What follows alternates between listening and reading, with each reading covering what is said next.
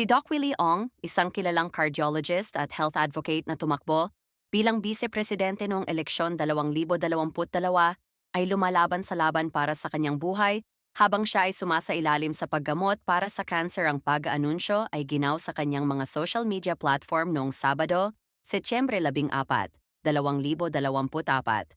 Ayon kay Ong, natagpuan ng mga doktor ang isang tumor na may sukat na 16 sa 13 sa 12 sentimetro sa kanyang abdomen.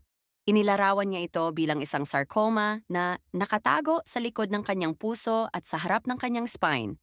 Ang bukol na ito, malaking malaki daw, isa sa pinakamalaki na nakita nila, pahayag ni Ong sa kanyang video post sa YouTube. Ang nasabing video ay nai-record noong Agosto 29 mula sa kanyang silid sa ospital, ngunit naantala ang pagpapalabas nito dahil sa komplikado at seryosong kalagayan ni Ong habang sumasailalim sa chemotherapy.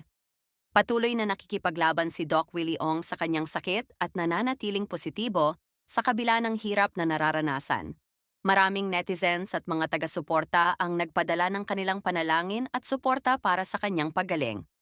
Sa kabila ng kanyang kalagayan, nananatiling inspirasyon si Ong sa maraming Pilipino dahil sa kanyang dedikasyon sa pagbibigay ng kaalaman at tulong sa mga nangangailangan. Ayoko yung followers ko, yung mahal ko followers.